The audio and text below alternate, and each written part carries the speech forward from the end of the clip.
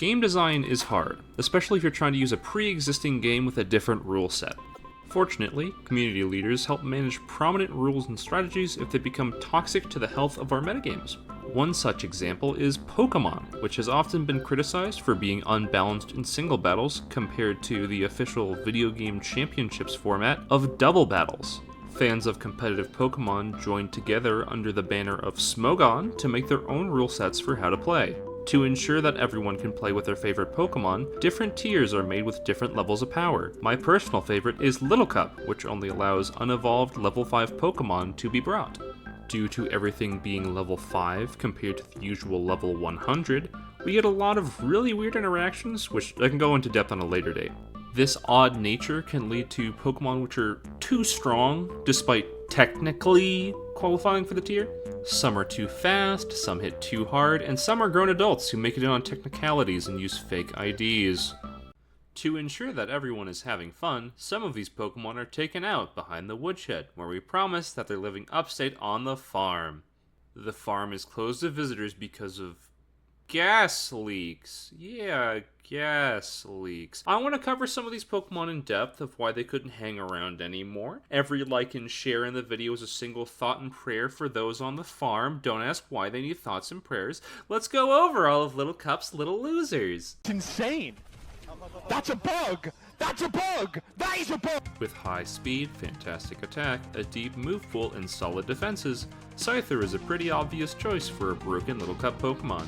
Currently, the two highest rated Pokemon for Scarlet and Violet Little Cup, as of this video, are Mienfoo and Voltorb-Hisui, who have base stat totals, or BSTs for short, of 350 and 330 respectively. Scyther has 500. Its speed eclipses the entire tier at base 105, and its attack is base 110. To put this into perspective, the best viable Pokemon that come close to these numbers are Voltorb-Hisui at base 100 speed, and Mudbray with base 100 attack. This means it's hitting harder than anything else before anything else. Theoretically, you could take its attacks with a strong tank and give a counter attack. However, its natural coverage makes that hard to do effectively. Bug and Flying is a pretty solid defensive combination. Flying is resisted by Electric, Rock, and Steel, and with Dexit, removing lots of the Pokemon that we had, defensive answers are few and far between. What we have left either gets hit super effectively by Fighting type coverage, or doesn't have the stats to really compete. A theoretical Pokemon that could handle Fighting and Flying type coverage doesn't do much better as a result of Scyther's access to Stab U-Turn. This makes Scyther especially hard to hit as it switches out whenever it connects. But Shawnee, what about hazards? Everyone knows Stealth Rock defines an entire generation, and is the reason why Charizard and other Pokemon weak to rock are terrible. You would be correct, dear viewer, but Generation 8 brought the arrival of heavy-duty boots, which negates hazards for a Pokemon wearing them. While Eviolite is the most popular item in Little Cup, Scyther is more than fine with foregoing it due to its fantastic natural bulk. Base 80 defenses are quite strong and allow it to take quite a few hits, if you can even manage to deliver one. Couldn't you knock off the boots to make it vulnerable to hazards? You could, but that is ultimately unlikely. Scyther is fast unless you have a Pokemon who can take the hit and use knockoff in return, or catch your opponent getting greedy with switching around. It's more than likely not going to matter. Can't I run Scarf Pokemon to outspeed Scyther and kill it? That is a good idea, but it has its own set of drawbacks. As an example, let's say you want to use Scarf Charmander because it can use Fire Blast and kill Scyther. Scarf locks you into a single move, and you can't change it unless you switch out. Your opponent can avoid the interaction by switching out into a tankier Pokemon.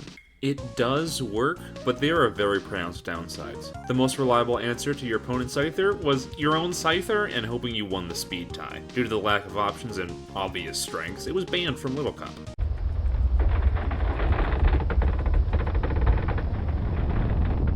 Buildings turn into roads, according to Pokemon, so this building got moved down to the children's area where it promptly bulldozed everything Godzilla style. Scyther had a pretty stupid 500 base stat total. Duraludon has 535. What are they feeding these buildings, man? Well, arguably it's not as strong as Scyther due to its lower speed stat, but it makes up for it in other areas. Steel Dragon is a fantastic defensive typing, only being weak to fighting and ground and resisting 9 types. There are 18 in the entire game. Fighting and Grunt are common attacking types, but this defensive profile is exceedingly strong. But Shoddy, it's only got 50 base special defense. True, but Eviolite is a viable held item that boosts both of your defenses, so it's roughly negligible. Everything else in Duraludon's kit makes up for it even if Eviolite couldn't. Its stat spread allows it to be run as a mixed attacker. As a result, it's pretty hard to wall effectively, as most Pokemon are either dedicated physical walls or dedicated special walls, and there's not a lot of overlap. Body Press goes off of your defense stat, which is base 115, and gives solid coverage to hit steel types that resist your stabs. Heavy Slam or Flash Cannon are your stab steel options that hit decently hard on either the physical or special spectrum respectively, and Draco Meteor and a bunch of other special moves were so busted that its base power got lowered from 140 to 130, but even then it still hits exceedingly hard. This is especially concerning when it's coming off of a base 120 special attack stat. Overused is the first hero Smogon that has the strongest power level before legendaries, and has staples that also have around 120 special attack. Walking Wake, Iron Valiant, Primarina, Moltres, and Iron Crown are all at general range, and Duraludon is hitting children with attacks almost equally as strong. Defensive counterplay is scarce. While fairy types could take no damage from Draco Meteor, stab steel attacks make them very unreliable. It's also surprisingly fast at base 85 speed. There are 71 Pokemon with viable strategies at time of recording. Of all of these, only 6 can outspeed or match it without boosts.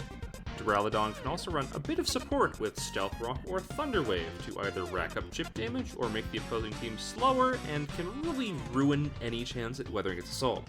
Its typing, stats, and move pool were very clearly too much for Little Cup.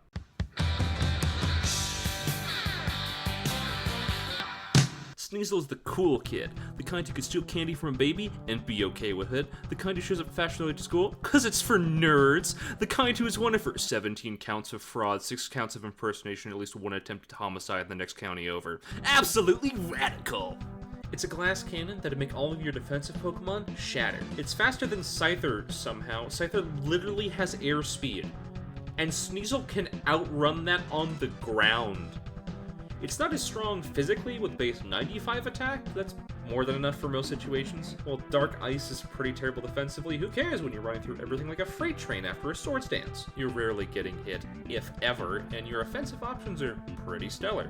Congrats! You have Stab Knockoff to remove Eviolites. There's Triple Axle, which hits 3 times and scales up in power each time it connects. This is even more devastating in Little Cup when damage rolls of multi-attacks scale very well. Freeze-Eye did a video on that very topic and explains it much better than I ever could. It is linked in the description down below. Triple Axle's base power scales from 20 to 40 to 60, which looks unassuming. It ends up being more like... Even if you think, oh, well, I can switch to a steel type, like Pawniard, then you just get caught by a brick break and die anyway, loser. While it is a bit frail, it can easily come in and do chip damage over the course of the game, and then get a sword stance when the moment is right. I think Sneasel also deserves special mention for being a beneficiary of terastallization, Terra for short. Duraludon and Scyther also benefit, but Sneasel benefits most due to its comparative fragility. Terra changes that, and instead of having 6 weaknesses to pretty common types and only 3 resistances to Ghost, Ice, and Dark, you can switch to Fairy and take fighting type moves with ease. I'm not a particular fan of Terra, and you'll see a lot of Pokemon banned because Terra just allows otherwise glaring flaws in a Pokemon that were intended to be removed.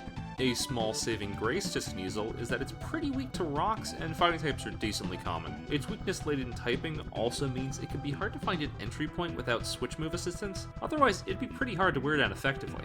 What do you mean there's another version?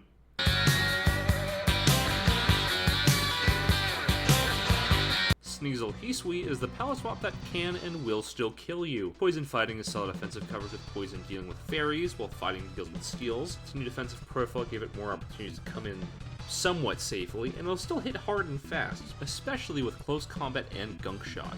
Dark coverage is still accessible through Throat Chop, which deals with your new worst matchup in Psychic types. The main reason why it's a side grade is because 80% accuracy is pretty bad, and Poison hits significantly less types super effectively, only Fairy and Grass. Close combat is good, but functionally negating your Eviolite is pretty bad, and is the reason why Mienfoo, historically the best Little Cup Pokemon, typically runs High Jump Kick instead. Knockoff's item removal is more permanent, so even if it doesn't kill, the lasting damage is higher overall. Triple Axle ceiling is significantly higher and can drop a lot of things with proper luck.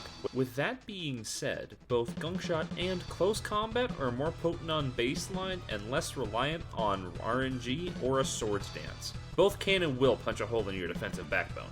Limited options to deal with them were pretty apparent when they could really easily stomp an entire team if given the chance. As a result, they were taken to the farm upstate where they can hurt nobody ever again. They're currently on a sabbatical to the Amazonian jungle, and no, you cannot visit them. If you want to hear more about the prisoner willing volunteers on the upstate farm, please like, share, and subscribe. Shoutouts to friend of the channel, the King of Candor, whose channel is linked in the description down below, for doing the voice of the Shoddy Scarecrow.